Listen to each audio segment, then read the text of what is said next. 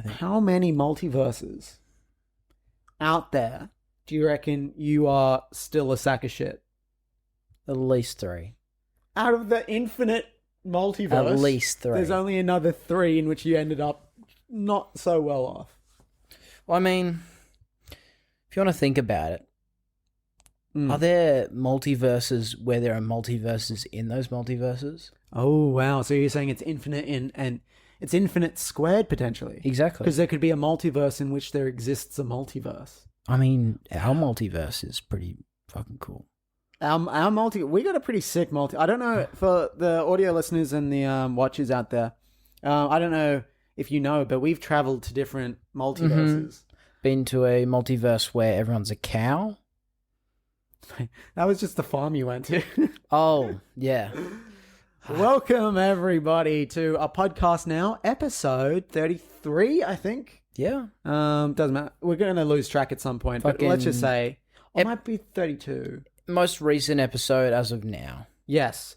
Last week we talked about Everything Everywhere All at Once, and this week we're talking about Doctor Strange in the Multiverse of Madness. Both multiversal films. Yeah, so 2 multiverses in 2 weeks. I'm your host, Lachlan Rodwell, and I'm joined by someone who can punch and kick stars in the world that allows you to travel to a different universe. Lucas Boreham. Thank you very much, guys. How are we? You know they can't respond. Well, I'm expecting them to. Respond in the comments. How are you? Yeah. You alright? Before we talk about Doctor Strange in the Multiverse of Madness, a lot of people are getting the title wrong. They think it's Doctor Strange and the Multiverse of Madness. No. It's Doctor Strange in the Multiverse of Madness. And it's very maddening. Very maddening. But we'll get there. First, the news. And this week, there's multiple things happened. Since the last time we talked. But I want to talk about our bread and butter, which is the Fast and the Furious franchise. Oh my god, there's news? There's news. Oh, wow. So, a week into production of the 10th movie. The 10th. Which is titled Fast X. Oh, I like that. Now, Roman numerals. If it's a 2-parter, which I think it is, it's unclear whether they're keeping the 2-parter or not. Then I hope the next one's called Furious X. I hope it's like Fast X, Furious X. That'd be cool as a 2-parter. But anyway, a week into filming, the director Justin Lin, who's directed 6 of these Fast and Furious movies. Yep, he knows his shit. Started with Tokyo Drift. Yeah. He basically saved the franchise. He did. He's decided to resign as director of the movie a week into production. What happened? Well, I'm going to show you a clip, and I'm going to play it into the microphone, and hopefully the audio listeners will be able to hear it. We'll link it in the description down below. Everyone will know the clip the second I play it. But okay. What do you think, Justin? Week 1. Just finished week 1. How does it feel? Feels like the beginning of an epic ending. Is it fair to say that this will be the best one? In my heart, yes. He looks like he's held hostage. Yeah. For the audio listeners who haven't seen that video before, it's Vin Diesel over like with his director Justin Lin, and he's trying to show this he's a normal guy kind of video, where he's filming him and the director and just saying, are you excited? And Justin Lin just looks like he doesn't want to be there. He looks like just your average, teenager that has been dragged along to like a family event that, is just full of all these young kids and there's nothing for them to do. So they're just like sitting on a couch. They're fucking bored out of their little minds and they're just hating life. That's what he looks like. So it's, and since the Justin Lin resigned a while ago, but there's been recent reports of why he resigned, and it's because Vin Diesel was turning up late to set, not having memorized his lines, and he's not putting in the work physically to get into shape for the movie. Yeah, he's a big boy. Yeah. He's getting a bit big. Yeah. And, Getting a bit big. And when you're, an action star, and especially in the previous movies, he's supposed to be a muscular guy. You're supposed to be yoked. You're going up against people, like Jason Statham, Dwayne The Rock Johnson, John Cena. In this one, Jason Momoa. Exactly. And he's a big boy. He's fucking huge. So you got to put in the effort, and everyone else in these movies is putting in the effort. Yeah. And yet the boss of the franchise, Vin Diesel, is turning up late and out of shape and not knowing his lines. It's bad. Supposedly. And it's costing Universal something like $10 million a day to find a new director, because they've got all of the talent, right? They've added Jason Momoa to this movie as well as Brie Larson. Yeah. And they're big names, which cost a lot of money. And every day the production is halted. Yeah. They're just leaking money, spending it on all the cast and crew who are there to make the movie but can't because they don't have a director. So, and Justin Lin reportedly turned down something like $20 million to direct this movie. He forwent $20 million and couldn't, film the rest of the movie just because of Vin Diesel. That just shows that, he just wants to cause issues with Vin Diesel, which is fair enough. Like, he's obviously worked with Vin Diesel a lot, and he loves this franchise. He loves this franchise, but it's tarnished by Vin, who is he's a bit obviously. Toxic's an overstatement, because I don't see him as toxic. I just see him as he's a bit out there. He's a bit out there, and I think at this point, because he is the top dog of this franchise, exactly, he thinks he can do whatever he wants. Exactly. Very famously, The Rock and Vin Diesel, clashed heads on production of Fast and Furious 8, The Fate of the Furious, and subsequently, The Rock never wants to be in this franchise again. Yeah. So there's a pattern around Vin Diesel. He's just got, big dick energies going to his head. He's like, this is my franchise. I started this. Yeah. To be fair, he did. But also he was in the first one, and then he wasn't in 2 and 3, and then came back for the fourth one. So it's not true. And really Paul Walker was the main character. He was, in 1, 2, 4, and then it was only at 5 where they were more equals. Yeah, that's true. Yeah, it was a side-by-side story. But you're right, Paul was the heart. He was the hero, and Vin was kind of he was off to center stage. Well, he's supposed to be the antagonist, but also lead. That was his role in 1 and 4. Yeah. But then by 5, he's the action star lead. But yeah, it's just it's disappointing, because even though the franchise has gotten to the point of absurdity now, it still is it's got a special place in my heart from those early movies. Yeah, definitely. And it's just sad. It is very sad. Especially this is supposed to be this is the final movie. Well, if it's a 2-parter, but whatever. It's the final one. Yeah. And to hear the production has been tarnished. And the director losing faith in exactly, the movie. Yeah. At the last leg. That's doing this huge marathon, and at the last leg, your teammates just keeps giving you shit, and you're like, you know what? I'm not doing the end of this marathon. I'm not doing the last leg. Yeah, and it's they did all of the pre-production. It's just shooting they need to do. So if a new director comes on, there's not much that this new director can change. Everything's set in motion. It's just you got to do the shots. So yeah, it's kind of a shitty place to be in as a director, because you're well, this isn't my movie at all at this point. Yeah, exactly. But well, who do you reckon they should get on it then as a director? I feel I don't know, because no big name could fix what this is going to be. I think you just need to get someone competent.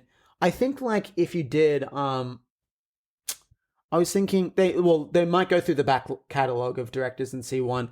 I mean, James Wan would be an obvious choice, but he can't because he's on Aquaman. Yeah. I can't remember who directed the 8th one, but someone else directed it. I think it was like Gary F. Gray or something. Yeah, I'm just trying to think of directors that hold really long shots, because that's what you want of cars. Yeah. You want really long action shots, not these fucking fast cuts. Like, I'm trying to think back through my memory of like a director that's just done really good with like simple techniques. Just really, really like done well. But James Wan is obviously one of those people, but yeah. No.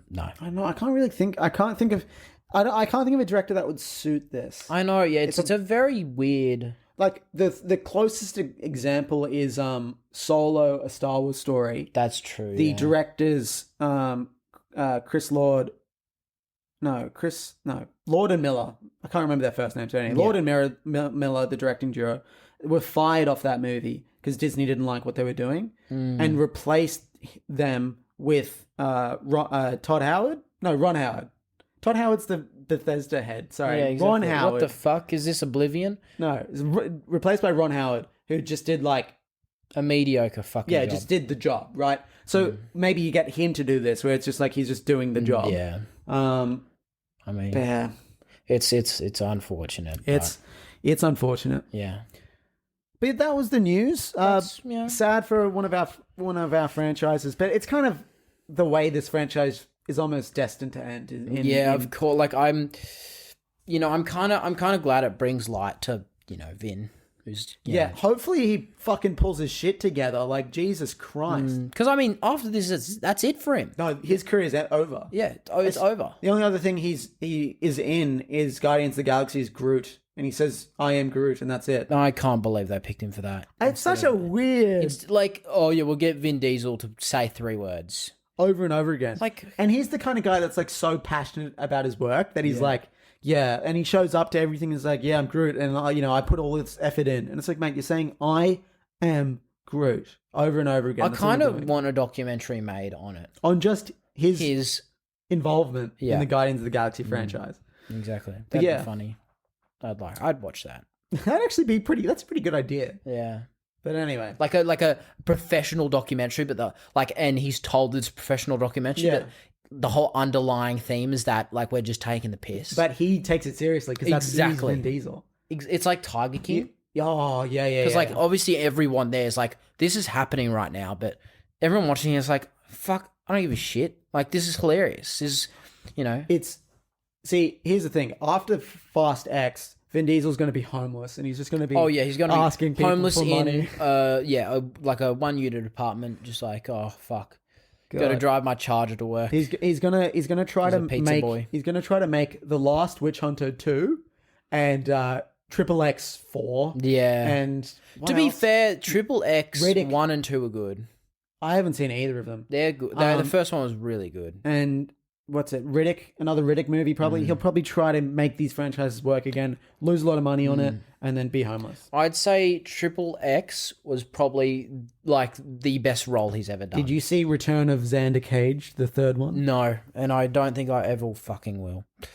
Anyway, well, that's Vin Diesel's life over, and that's also been the news over. So now let's talk about the biggest movie of the year potentially. It'll probably be bigger than the Batman. Doctor Strange in the Multiverse of Madness. Wow. Starring Benedict Cumberbatch, Elizabeth Olsen, Benedict Wong, and Xochitl Gomez. Sorry if I get her name wrong. Xochitl Gomez. I think we can excuse that because of it's her name in the fucking movie. Is America Chavez, yeah. Her name is America. In the film is America. There's no explanation. They just roll with it. They roll with it. And that's my biggest issue with this film. And it's like her power is visually based on stars. Yeah. Like Stars and Stripes America themed, but I think the two are unrelated. They are. They're not. It's not like Captain America makes sense. Because he's Captain America. Her name is America. She's not from America.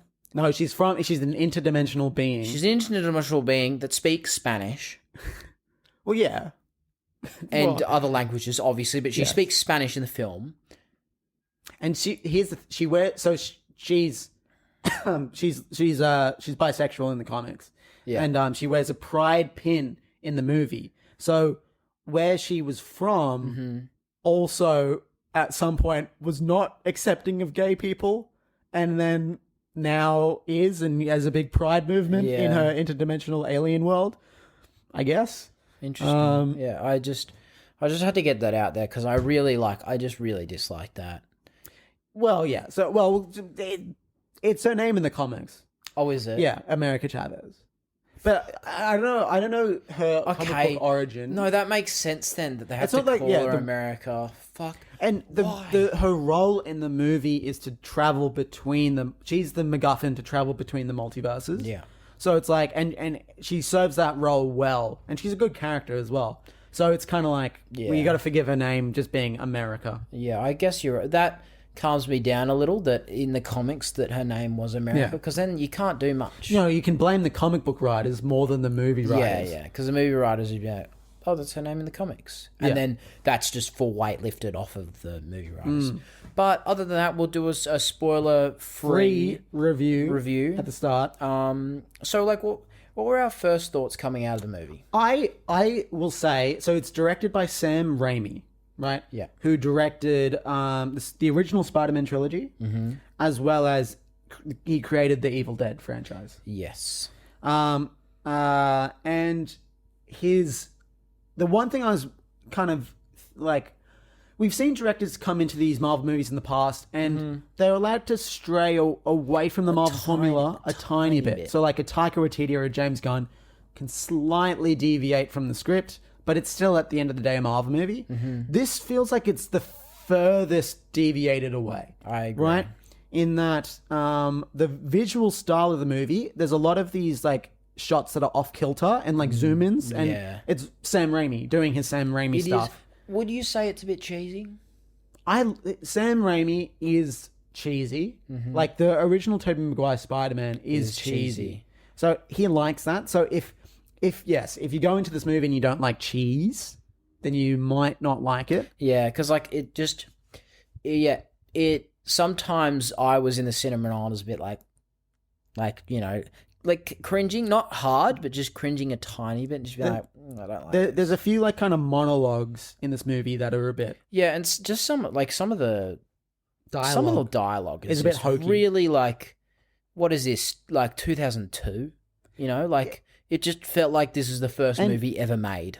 About it. You know what I mean? Like it was just like, there's no superhero film has come out like this before. That's an interesting point, because of course Sam Raimi kind of kicked off the new phase of superheroes with Spider-Man 100%. And going back to rewatch that movie, it feels very different to the movies we get now. 100%. I guess, Sam Raimi's coming in with that same style and sensibility as those Spider-Man movies. So then it feels different to the other MCU Marvel movies as a result. But I liked it.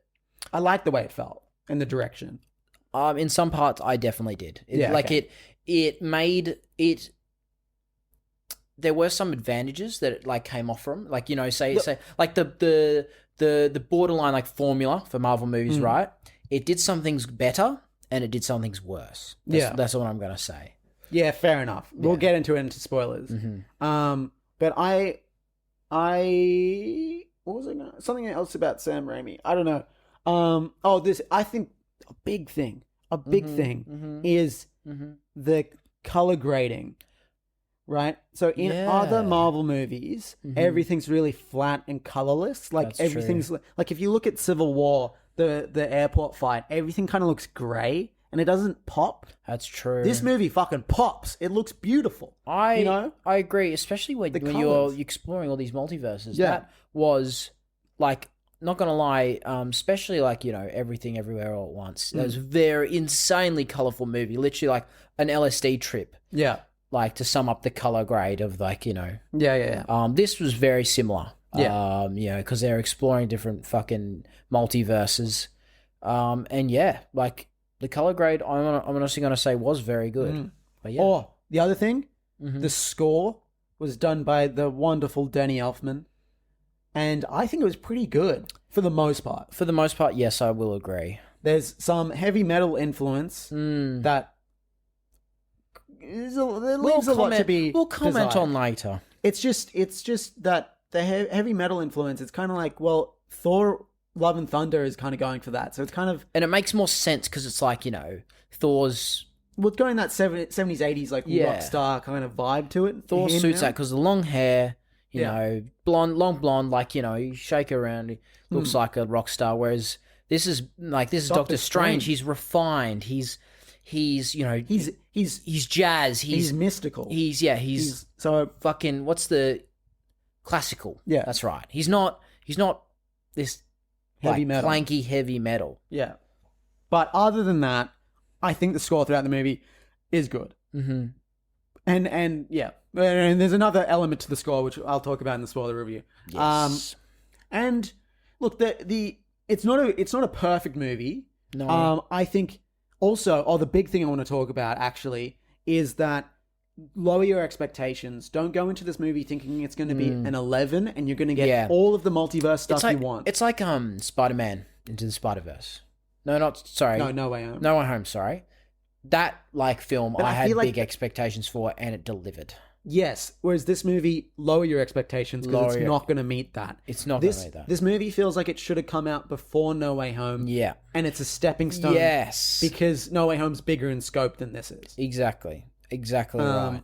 So lower your expectations. There is some fun multiversal stuff to be had, but it's roughly, in terms of the fan service, it's roughly only like a middle sequence in the movie. Exactly. And don't go in expecting like the end it's going to be like a million different cameos all coming together and forming some giant like Avengers style team. Yeah. It's not that. It's not that. This is not an Avengers movie.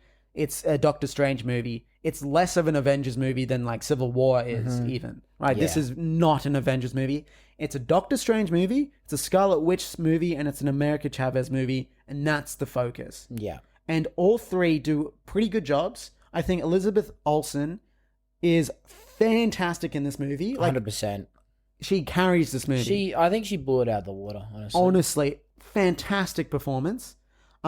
Doctor Strange, Benedict Cumberbatch, he does his thing. He does do. He's become a bit of a Robert Downey Jr. Yeah. If that makes sense. Like he's not good. He's not bad. Like he does his job, and he's good to watch. Like He has that charisma. he does have that charisma, the superstar. and like he does suit the role extremely well. Yeah. Like he's Yeah, perfect casting. perfect.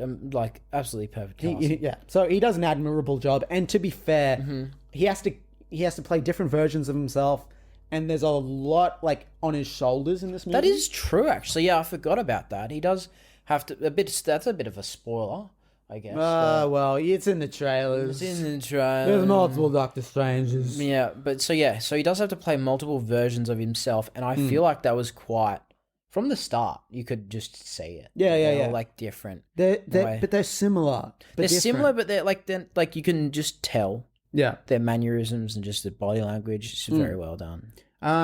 Also, I fucking love like the brotherhood between him and Wong. I'm loving that. That dynamic is just growing on me. It's very good.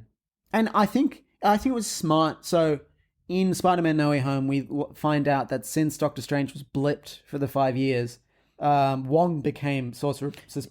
Yeah, exactly. And I think leveling Wong up to that status, it makes him feel like peers way more than in the previous just ones. being like, oh, I'm going to call on him. Yeah. Or like, Because in like Infinity War and Endgame, it was just like Doctor Strange and Wong. Whereas Yeah. in this, they feel like a fucking dynamic duo. It's great. They actually, you are right. I did kind of like, that he got Sorcerer Supreme. So he got some sauce on his Supreme that sounds like pizza. fucking exactly like a pizza. But yeah, no, I really actually did enjoy the dynamic and the screen time they both got. The screen time, the scream time. the ice cream time. I really like the ice. That could be a spoiler. Ice cream could be a spoiler. That's true. Yes. No, that made me think for a second. I was like, "What the fuck are you talking about?" That's a joke. But it'll be funnier if you have seen the movie. Okay, two more people I want to run through. Xochitl Gomez as America Chavez. Look, she's young. She's very young. She's like 14 or 15. She looked a bit older, to be honest. But no, she's really young. So she does I can't imagine being a 14-year-old or 15-year-old in this fucking enormous movie. I mean, like, what the fuck? When they kept calling her kid, I was like, come on, she's not a kid. But no, that makes No, no she's sense. an actual child. She's an actual child. But no, holy shit, that kind of, because I was gonna say they needed to spend more time on her. That's all I was gonna say. I was like, she needs more depth. You know, she was just this. Yeah, the McGavin you're saying, The MacGuffin. MacGuffin. Fuck, I'm having a stroke. No, but to be fair, she has a journey. She does have a journey. She does, but it's like she's just useless the entire movie until she like is like, oh, you need to trust yourself, and then boom, you know, she works it all out instantly, and you're like, I think. Look, we'll talk about it in spoilers, but I think I'm okay with it. I think the main characters, right, like Scarlet Witch, Doctor Strange, and America Chavez, they all have character development. And Doctor Strange's is like a funny one because it's kind of like there's this recurring thing about are you happy? Yeah, and which is a very important question. And it's an interesting one to tackle, but I don't think they ever answer it. You know? Yeah, because at the end of the movie, he's still not happy. Yeah, so, like he even says it. He's like, I just saved the universe again. Spoilers. But that's all right. You know, minimal stuff. Yeah, but he's like, oh, I'm still not happy. Yeah, and but I was like, that's relatable.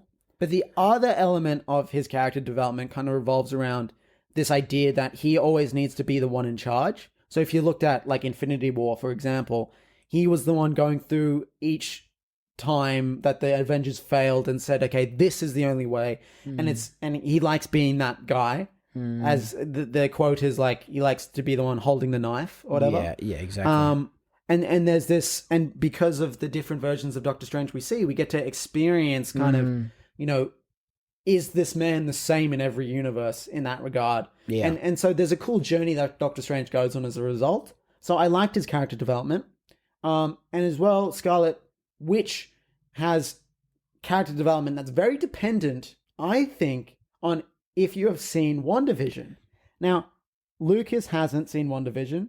What? We can't. Oh, we'll save it for spoilers. Yeah. Doesn't matter. We'll get there. Don't worry. We'll get there. Just fucking. She has a journey too, but I think it's dependent on WandaVision. Yeah. Just non-spoilery. Having not watched WandaVision, did this movie make sense? Kinda. Okay. Kinda. So if you haven't seen WandaVision, then that's kind of maybe watch. I maybe would have liked to watch it because they did mention it a bit, and I was like, I got no idea. What the fuck is going on? Whereas I loved all the references. I got it. Yeah, you see exactly like because I know everyone was frothing WandaVision. Yeah. I'd say it was a horrible show to watch week to week, but binge watching it, I think it would be a 10 out of 10. Okay, then that's exactly what I'm gonna do. So yeah. Anyway, those are all the main characters. Also Rachel McAdams, her character is just there to be the love interest, but we're told they love each other way more than we see them in love or anything. You know what I mean? What? Really? Well, yeah, as in like, you know, because as in that they have this complicated relationship, right? Oh yeah. We're told it more than we see it.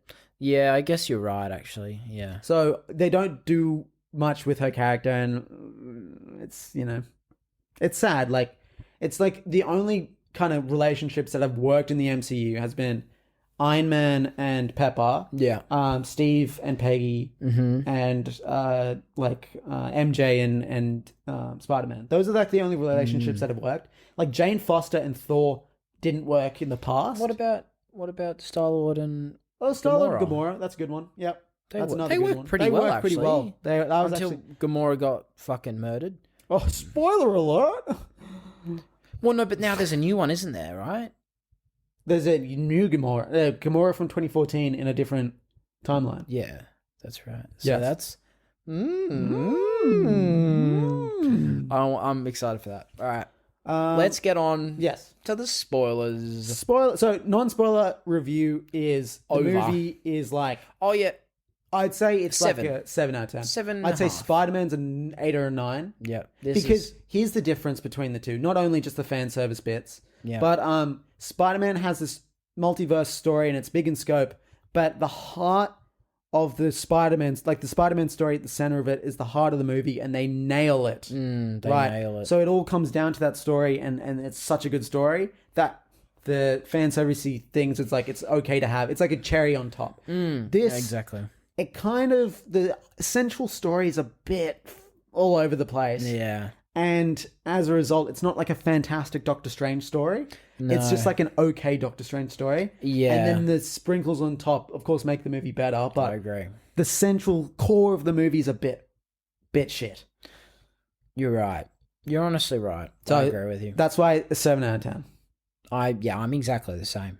Like it's difficult when you've been given something like No Way Home that is just a lot better, and it's just like you watch this, Yeah, with great characters. And to be fair, I think they're trying to save themselves firstly for a third Doctor Strange movie and also another Avengers movie. yeah, So I feel like now they're gonna do a multiverse Avengers movie. I think that's the direction, and that's when they use their entire load, the multiversal load. I'm excited. Do you reckon it'll be that guy from Loki, the big? Kang. Yeah, do you think it'll be Kang? Who's the big the bad? next time we're going to see him is in Ant-Man 3, Ant-Man and the Wasp: Quantumania. Yeah. So we'll see, but potentially that's probably going to also be a multiversal movie in some aspects. So Yeah. I think they're building to this larger multiverse story. I thought that this would be the cap on it, but no, it's just getting started. It's just getting started. They're just being like, "Holy fuck, we hit the mother load." I just hope that they continue telling good stories, though, because you can get lost in this. And get it's very just, lost. At the end of the day, the multiverse is a cash grab, It's right? like it's like playing with fire, honestly. So if and we saw in Morbius what playing with fire in terms of the multiverse looks like. So It's fucking terrible. yeah, They lit themselves in fire. so They're dead. just I'm cautiously optimistic. Yeah. I just don't want it to be too fan servicey. I'd rather it be fun but tell a good story. So let's go into some spoilers. So the main spoiler for this movie is well, who's the villain? Lucas, who's the villain of this movie? Scarlet Witch. The Scarlet Witch. Now, Which I thought was great. I was first like, time they've done this. yeah, Taken a hero and made them the villain. fucking awesome. I honestly thought, and she's probably the highlight of the film, as you were saying. Oh, fucking so good. Her performance is amazing, firstly. Also has to play multiple versions of herself. Yeah. Her performance is amazing, but also her journey, like she's this combination, like say Green Goblin, right? Pure evil. She's a combination of that, but Yeah. also has a motivation that you can understand. Yes, exactly like Thanos. But her motivation is also completely flawed in logic. Yeah. But she's so focused on No, it. she's so blinded by Yeah. her evil. Of It's- just like, it's gonna work, it's gonna work, it's gonna work. I just need to kill everybody in my way. Yeah. And then It's- when she sees that it's not gonna work, she's like, "Don't." She literally gets questioned, like, what are you going to do with the other wonder? Yeah. And she doesn't have an answer for it. Yeah. Right? Because she hasn't thought this through at all. And it's such a cool villain. It's so good. So her motivation is tied to WandaVision. So in WandaVision, so actually, I want to see how did you piece it together, her motivation from your perspective? Because last time we saw her was in Endgame. She was upset that Vision had died. Yeah. And now seeing her be full evil, there's Yeah. a lot of story between those 2 points. Yes. How did you fill it in? I filled it in by being, okay, shit happened. She explored her magic, found this book, and she realized that she could find a universe where she has kids. Yes. And I gathered that from, her just... Well, like, it was actually, like, well done in the movie. They obviously, put it through some testing. You practically got there. Yeah. So the story of WandaVision is essentially in the grief of, going all the way back to losing her parents, right? And then losing her brother in Age of Ultron, and then losing Vision in Infinity War / Endgame. She's dealing with all this grief. So, and in her childhood, she loved watching sitcoms. So she creates this fantasy world. She hijacks an entire town, turns it into a sitcom. She steals Vision's dead body and like makes him alive again, but not really. She's like puppeting him around. And one of the things that she does is create a family. She like Jesus is herself and, you know, makes herself pregnant with these two boys, these twins, named Wiccan and Speed in the comics. What the fuck? And are those better names in America? You can't, like, almost. So yes, so she creates these children, but then the story of WandaVision is her accepting the loss of Vision and the tragedies she's faced in her life, accepting that this isn't a real world and this is make-believe, and she lets go of it all and lets the town who she's kidnapped, she lets them free. And there's another witch in this in the TV show called Agatha Harkness. Doesn't matter, she's a witch. And that's how Wanda finds out about the Darkhold, which is the magic book of evil stuff. Evil. Right. It's the evil book. Yeah. And in this book, it is foretold that there is this Scarlet Witch that is stronger than the Sorcerer Supreme and destined to either take everything over or rule the world or whatever. So then we find out that this is the Scarlet Witch. This is the prophesied Scarlet Witch is Elizabeth Olsen, right? Wanda Maximoff. So then the book, and essentially by the end of WandaVision, she's still good, right? She lets everyone go. She fucked up a little, but now she's getting corrupted by the Darkhold, and she realizes that there's the multiverse, and wants to go to a universe where kids are alive. Yes. And so losing everything she's lost so far, losing the kids was like one step too far. I see. Okay, so it's explainable from the TV show, which is be like, okay, Yes. like I see this happening, and it was really cool how they you know, what's the word? How they showed that, like you know, Doctor Strange turns up to her and be like, hey, I need some help. There's some witch shit I need to deal with because we're being attacked by these monsters that are fucking, you know, witchcraft. Witches. And she's like, oh, you know, I'll help you. And then she hears about this, you know, this girl, doesn't know her name yet. Yeah. No, see, that's the thing. Yes, she slips up. So she goes, oh, you can bring America to me. And Doctor Strange's like, I didn't say her name. And like, that's just, it's cool. Like, because then you're like, oh, fuck. And then you're questioning her motives, but you're always thinking that, oh, surely there's a bigger bad. Exactly. But no, she is the big bad. She is the big bad. And she's the fucking big bad. My God. Her fight scenes in this movie, fucking hell, they're brutal. They're comparable to, what's that? The Suicide Squad? The Suicide Squad and, what's that one with Seth Rogen does? To the cartoon. Omni-Man? Invincible. Yeah, you guys know Omni-Man, and he does that. He goes fucking ham on everyone else. Yeah. Just goes crazy. Yeah, because here's the thing. What this movie makes you realize is that, like, when you have a character that is all-powerful, essentially, they could just slaughter the heroes, and you never see it because, you know, it wouldn't make for a good movie. Exactly. But they find a way in this movie to have an Avengers-level team called the Illuminati, and have you see a villain slaughter them, just fucking murder them. Like, literally, it's just a genocide on these Illuminati team. Oh, like, so and it's good. So good. So, because it comes out of nowhere.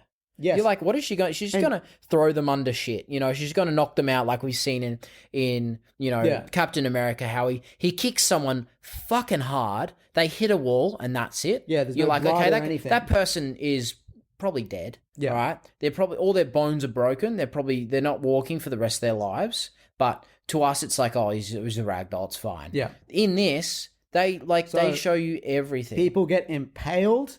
A guy's head gets blown in. Yeah. People get sliced in half. Yeah. Like, and Wanda gets covered in blood as a result. Oh, yeah. And this movie's so gory for a Marvel movie. It's fucking insane. I feel like there would have been an R-rated version of this movie, and they kept having to pull it back a little bit. So there was probably a cut where you saw more, and then it was like, no, that's too far. You're not allowed that. Exactly. But they pushed the limit. And I like how As they far did as it, it would go. because now it's a multiverse, and now these Doctor Strangers are like, you know, just disposable.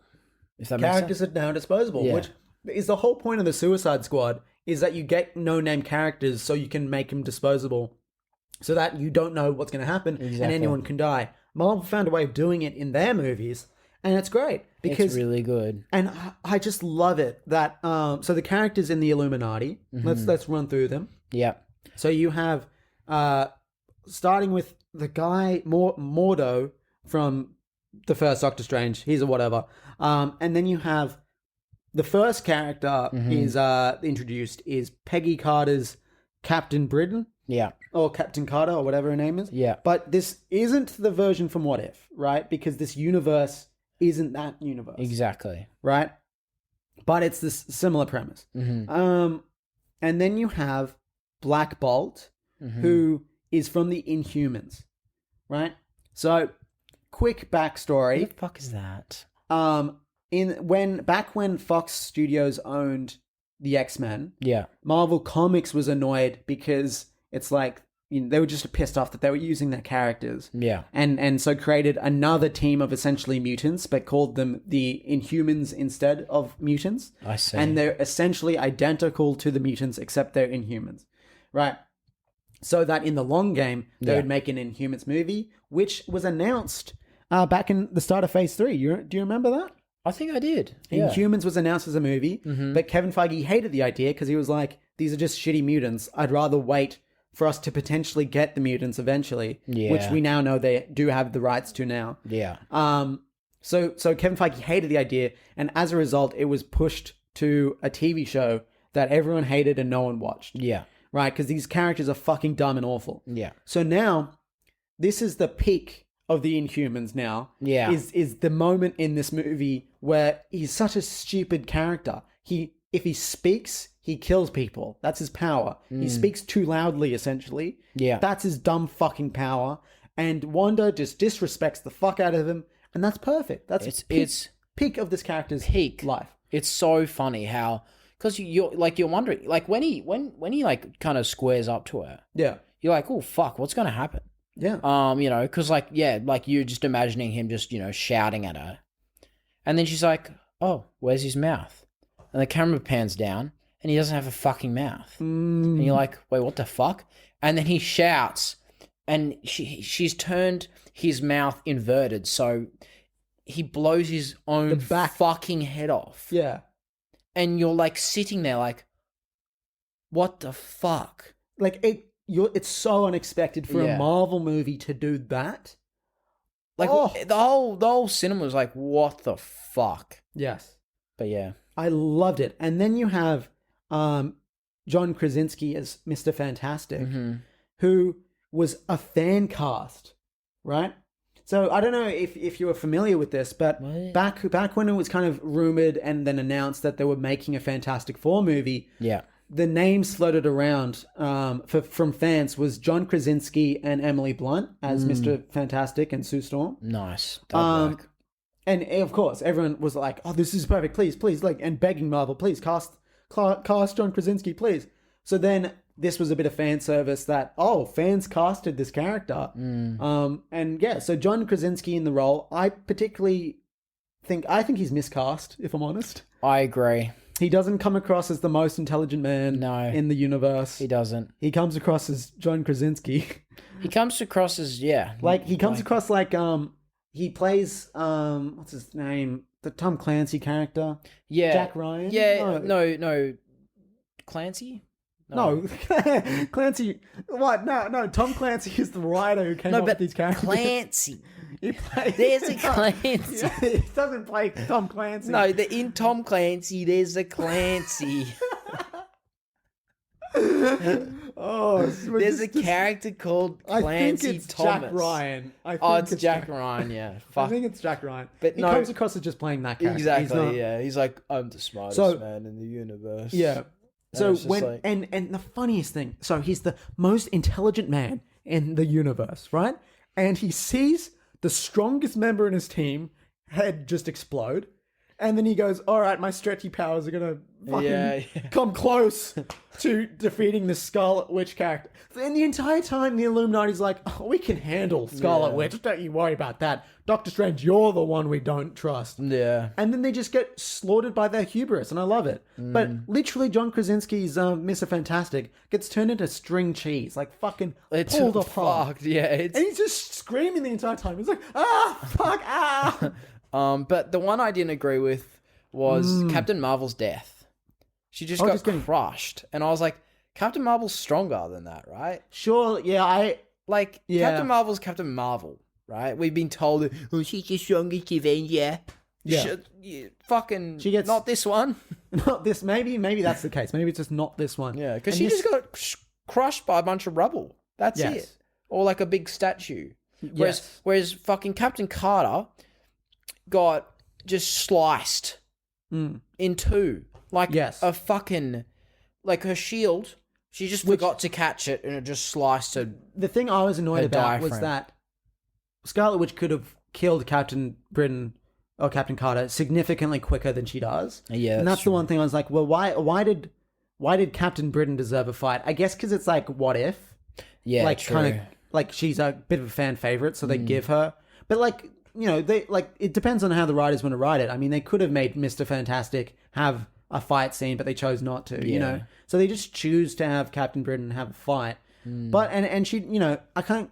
Considering her power set, they kind of make it work that you're like, okay, fine, Scarlet Witch doesn't kill her instantly. Yeah. But it's very satisfying when she gets split in half by the shield. Yeah, it's very But cool. I do agree that so yeah, Captain Marvel is Maria Rambeau, Captain Marvel's friend from the first movie. Yeah. Is this version of Captain Marvel.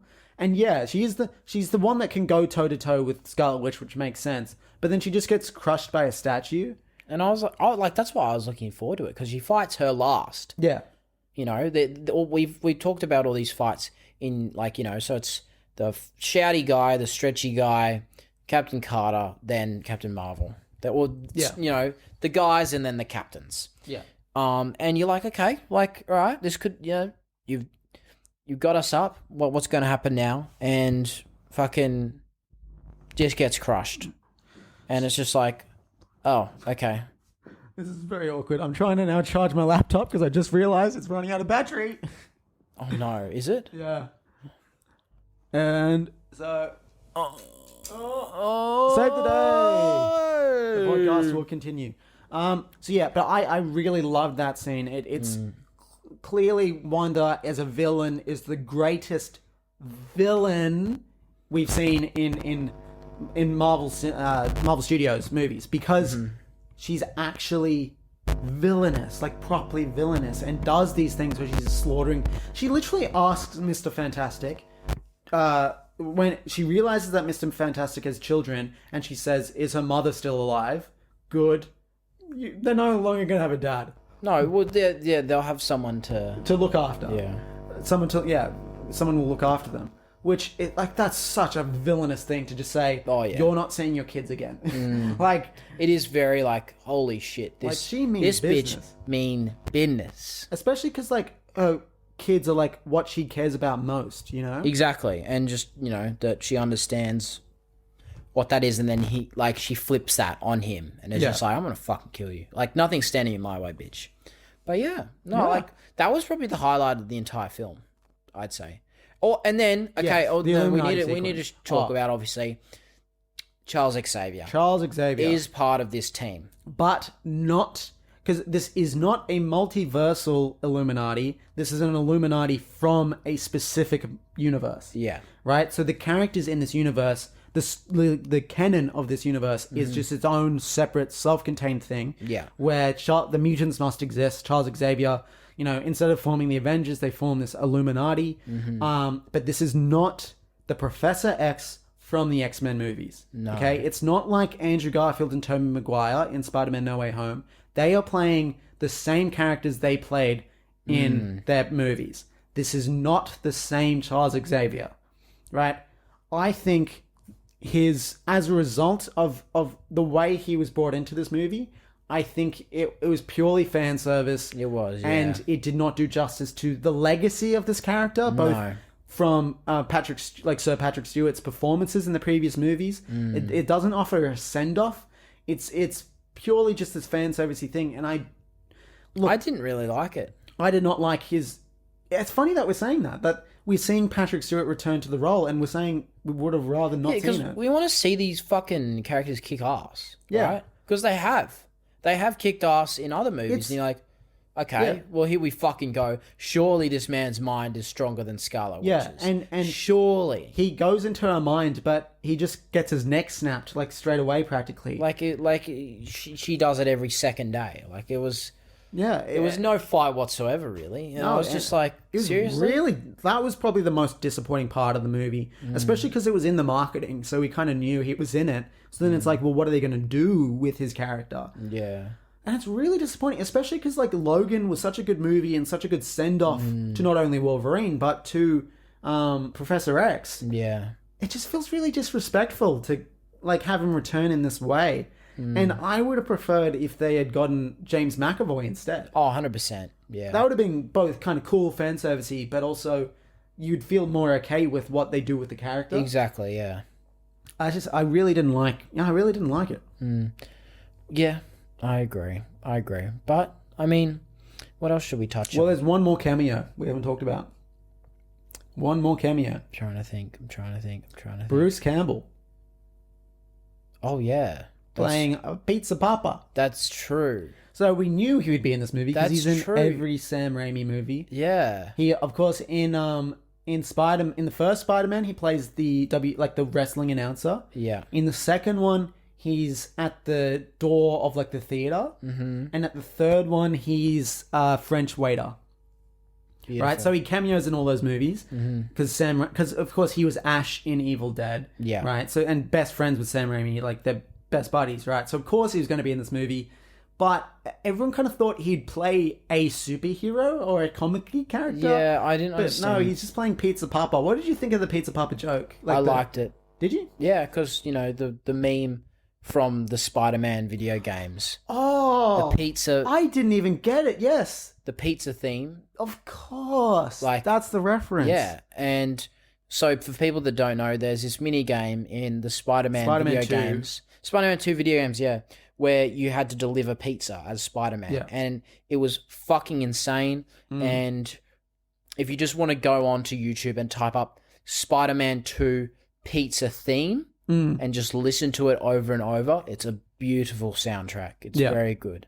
But yeah, so this music would play and it would get faster and faster when the time's counting down. But it's world renowned. It's great. But yeah, so I did like him, how he's punching himself for 3 weeks. Yes, and of course, the final end credit scene of this movie comes back to his character, and he stops punching himself. He breaks the fourth wall and looks into the camera and says, "That's all," or whatever. Like it's over. Yeah, it's over. Did you like that as a joke, or Yes. did you die inside? I liked it. I as a slightly joke. died inside.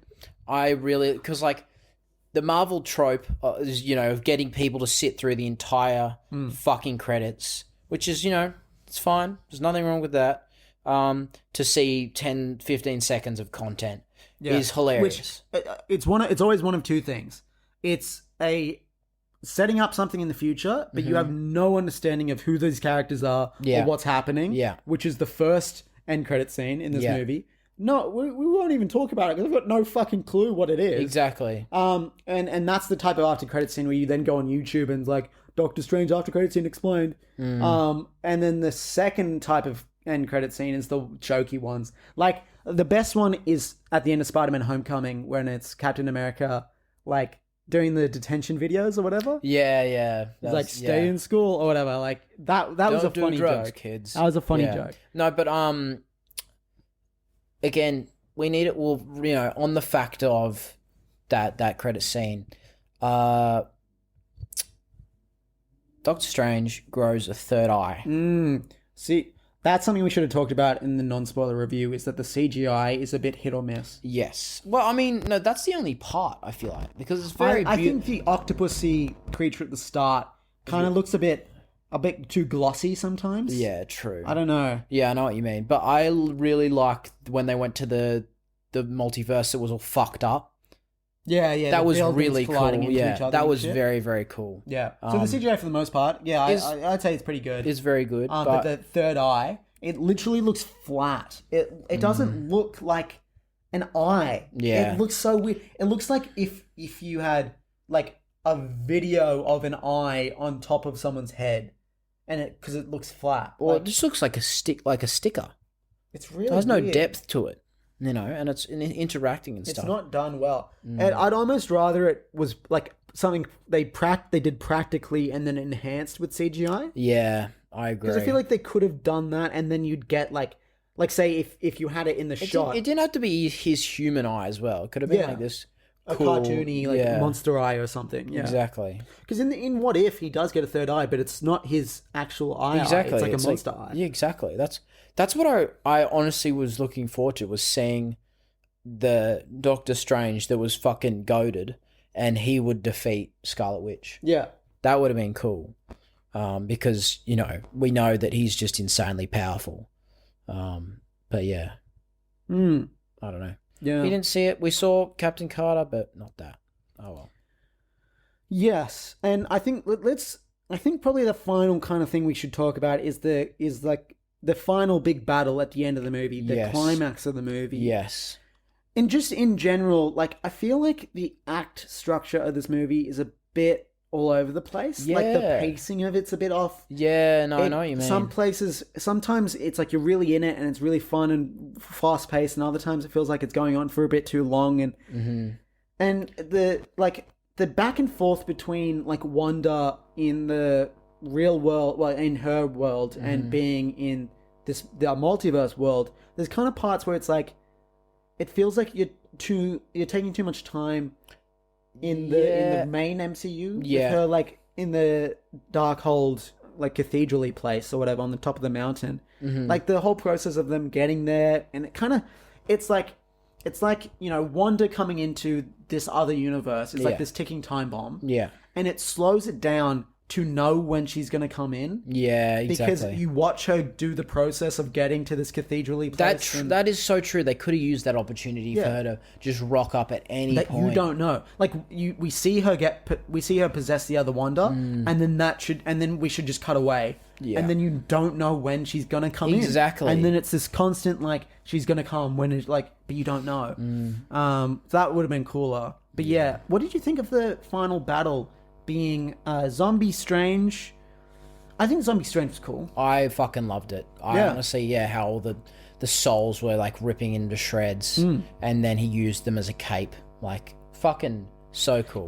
I think it was pretty smart writing, because the whole understanding of getting between the two universes, there's two ways. Yeah. Getting there physically through America Chavez, or dream walking, but you're not there physically. Yeah. Right? Which is funny. So in this in the Marvel universe, dreams are a way of accessing other multiverses. Yeah, exactly. Which is kind of cool. I like that. Again, like, because, Wong was like, so the dream of me running naked away from a cloud is like actually happening. And that makes sense, because you dream about fucking whack stuff. Yeah, and that can in be the infinite multiverse. And I love that. I absolutely love that. And then Wanda, uses that and be like, I dream about having children every single night. So we can understand if she's going insane. Yeah. And then that, the climax where her own children are scared of her was fucking great. Very, very good. Because you just see her, like, her brain and her mind just break. It's a very different type of climax. I mean, climactic moments in these movies usually are like the hero defeats the villain by like punching them too hard. Like Thor arriving in, Infinity War. and throws, like, the climactic moment in that movie is like him throwing the axe and then Thanos snaps, right? Yeah. It's a very violent or physical kind of climax, whereas this is a verbal climax kind of. It is. The climactic moment is emotional, not like a physical fight. And it's good. Yeah. I liked it. I really did like it. And then, Scarlet was just like, no, I'm just going to kill myself. And I was like, yep. Well, that makes sense. No, she's not doing that. She's destroying the Darkhold. She's so realized... she drops it on her fucking self. Well, yeah, I mean, yes. Look, yes, the implication is that she's killed herself, but I don't think she's dead. Okay, thank God. Because I really like her. I feel like she'll come back. I feel like like it's a really tragic. Well, I mean, they might do it as a tragic ending, but I feel You're like right. It actually didn't feel that way. yeah, You know what I mean? Yeah, I think you're right. yeah. I feel like they would have made it a bigger thing if she had actually died. Yeah, so I true. don't think she's dead. But I coming back to Zombie Strange, I liked how they like. I feel like it was really good writing how they set it up because it's like Doctor Strange is stuck in this other universe, and your understanding is that he can't get back to that other universe because he doesn't have America Chavez, and he can't really dreamwalk there because there's not a he's the Doctor Strange of that universe. I was like, oh, he could just dreamwalk into someone else, right? And he's like, no. No, yeah, you can only dreamwalk into yourself. So they set it up really well so that you're not expecting, oh, yeah, there's the dead Strange, and there's this added layer of, okay, he's dreamwalking into a dead corpse. And it was really cool. It was fucking sick. It was very cool. And that's where I think if I hadn't have seen Zombie Strange in the trailer, I would have loved it and been way more surprised by it. But there's another fucking reason why trailers suck. Here's the thing, though. The Spider-Man No Way Home trailers were good. They didn't give too much away. They got you excited. You shouldn't have watched them then. But the Doctor Strange trailers gave way too much away. That's what I mean, because they want money. So the assumption, and this is why everyone is so hyped for this movie, expectation versus reality, right? Yeah. Everyone's like, oh, we're going to see all of the mutants and the X-Men, and we're going to see the Fantastic Four, and we're going to see, we're going to see all these characters, because in the trailer we see, like, Professor X, so we assume, okay, that's not going to be the cameo, surely there's more. But no, that is the cameo. Exactly. And it's like, we see all the different versions of Doctor Strange, we see in the trailer. Yeah. So there's nothing surprising. And sure, the trailers don't hint at who the villain is, but if I was to take a guess, I would have guessed Scarlet Witch. And, their guess is pretty bang on. In fact, well, it is. So yes, the trailers for this movie are annoying. And I think this is going to be a really interesting movie if it is actually loved by fans or not. Because if you're going in thinking Endgame, and you're not going to get it. No, you're not. You're just going to be like... But if you're going in thinking, oh, this is going to be a sequel to the hit movie Doctor Strange, then you're going to love it. Because that's what this movie is. Exactly. It's a sequel to Doctor Strange. It's like Dark World. Thor Dark World, Oh, I wouldn't go that far, because Thor Dark World is a horrible movie. Yeah, you're right. But it's more Doctor Strange. And I think it is a Doctor Strange movie. Yeah. I agree. Well, I think that's... Is that all we have done? Everything. Doctor Strange in the Multiverse of Madness. Where of course they didn't, they're leaving room for there to be a third Doctor Strange movie. They are. They kind of, how much bigger can you get? Exactly. I don't know how much bigger you can get. Well, obviously there's some other threat of, impacting all it's going to be like Loki, how he's impacting the, different times, right? Oh, now Doctor Strange is going to get caught up because he's impacting different universes. Yes. They could go down that route, and there's, this guy that's like, you can't go to all these universes, you'll fuck them up. And, we know that that's what happens. You can fuck up an entire universe and kill trillions of people. So yeah, maybe there'll be people after him and be like, you can't fucking do this, and there'll be some corrupt official or some shit. I'm dying. Yeah. But I don't know. I think I mean, I'm not creative the same way that like Kevin Feige is and the people at Marvel Studios, but I can't see delivering something with the obvious one is just have more cameos, but that doesn't make a bigger and better movie. So I don't know where they take Doctor Strange after this, because this is kind of it's not the peak, but it's like they've done so much with this character in this movie. Where do you go? You're actually right. You're actually, honestly... Especially, that makes me even more excited for the third one. Then. Yeah, because if they can come up with something... I mean, Scarlet Witch, as a villain, is just genius on so many levels, because I think we're at a point now where the characters we're getting, especially, the characters we're getting from Marvel are getting more and more obscure, and the villains are getting even more obscure than that. Yeah. So, of course, you cast a big name or whoever, but it's never going to be the same as like a Joker or a Green Goblin, where like it has this fan attachment to it. So it was really smart to have a hero that we followed and loved in previous movies turn to the villain because we have this attachment to the villain. So then as... Fucking genius. Yeah, so it's genius because now it's like I was genuinely invested in the villain. And a Doctor Strange 3, we might have another Dormammu or whoever the villain was of the first movie. That's true. Right? Yeah. We're going to have another situation like that where it's like, I don't care. I don't fucking care. You're only given like 20 minutes screen time. Yeah. All up. It's like, the Bond villain, you know, in No Yeah. Time to Die. We're just like, who the fuck is this guy? Yeah. He's just bad. That's it. You know? So yeah. Yeah. Yeah. Yeah. That's it. I think we've covered everything I can, that I can think of. All in all, I'm happy. It's just after seeing the mixed reviews for the movie, I walked into it with lower expectations and had a better time. Don't walk into this movie thinking it's an 11. And if you're one of those people that was disappointed by the lack of cameos, just like... Well, then you obviously watch the trailers like, a good little boy because you're like, no, I'm so excited. Yeah. Or just like grow a pair and just don't watch them. I wasn't going to attack you as much as Lucas has, but...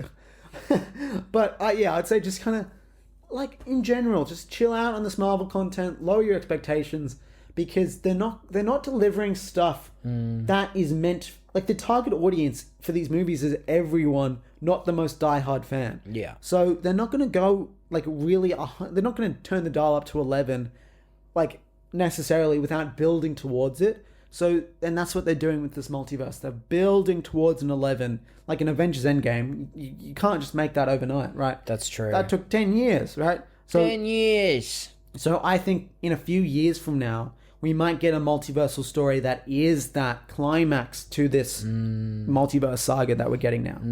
I agree. But yeah. I think that's been it for the pod this week. We'll let's talk about, I guess, potential things to see next week. There's the Nicolas Cage movie that I would like to see that I haven't seen yet, called The Unbearable Weight of Massive Talent. What is it? Is he playing someone or is it He's playing himself.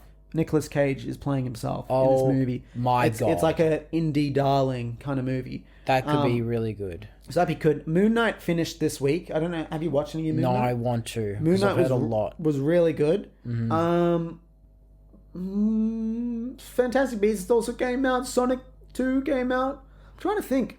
Something that comes out soon is Top Gun Maverick. Oh, that comes out this month. I don't know when that comes out, but we'll talk about that in the future potentially. Yeah, we could. So, compare that to the previous one. Yeah, I didn't like the first one. I mean, I liked it. I think it's boring. Like Army, Navy, Air Force movie. So we'll see. We'll see. But yeah, anyway, there's a bunch of shit coming out. I also did watch The Northman the other week, the Viking movie. I had a friend that watched that as well, and they said it was a bit weird. Well, if you haven't seen The Witch or The Lighthouse, then look, this is the least weird out of the three movies he's directed. Okay. Yeah. Well, what did you think? I really liked it. I really, really liked it. I thought it was really good. Okay. Then we might... Well, I'd like to, to have two movies that we could compare, because then that would be nice. We'd talk about two films side by side. But yeah, we'll figure it out. Well, we'll figure it out. But plenty of stuff happening in the world of entertainment. So that's been us this week. Follow, all that stuff. Listen to the pod on Spotify, Apple Music, and all that shit. And watch it on YouTube. Link is in the description. And thank you very much for listening and watching. Yeah, hopefully our voice quality was good.